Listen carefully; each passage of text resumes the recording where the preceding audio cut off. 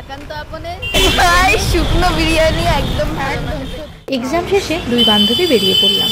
এদিকে বেশ খিদেও পেয়েছে আর ট্রেন আসতেও অনেকটা দেরি। তো যে কথাটা মাথায় আসলো সেটা হলো একান্ত আপন।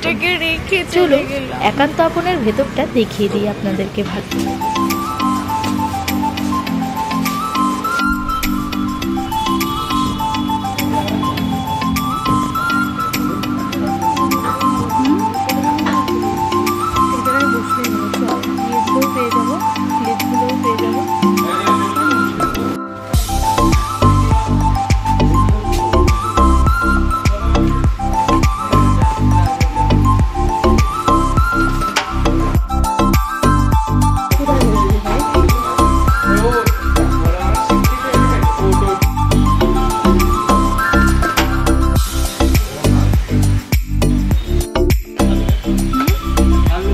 একান্ত আপনের ভিডিও তো অনেক দেখেছি, আজকাল অনলাইনে প্রচুর কিন্তু এই ভিডিওগুলো সামনে সেই অবস্থা করার তো আজকে নিজে টেস্ট করে দেখব এখানকার বিরিয়ানি কেমন খেতে।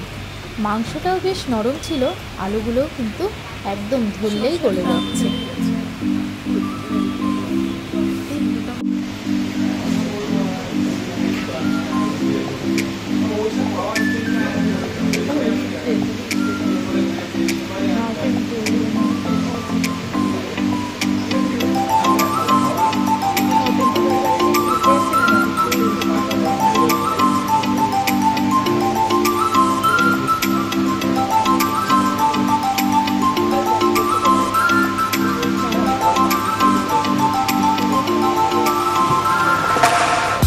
খাওয়া দাওয়ার পর্ব শেষ, চলুন তাহলে জানেন বিরিয়ানিটা আমাদের কেমন লাগবে। কেমন খেলি ভাই, শুকনো বিরিয়ানি একদম লবণ নেই, কিছু নেই, মানে মাংসটা চিকেনটাও একেবারে বিচ্ছিরি, খুব বাজে, ভালো খুবই বাজে।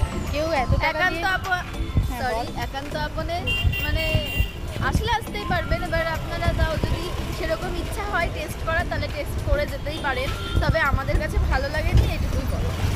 আবার আরেকটা সমস্যা হয় যেটা আমরা সম্মুখীন হয়েছি, আমরা সাধারণত জানতাম না যে এখানে আনলিমিটেড রাইস বা কিছু দেয়, যেটা 200 টাকার যে বিরিয়ানিটা, চিকেন বিরিয়ানি।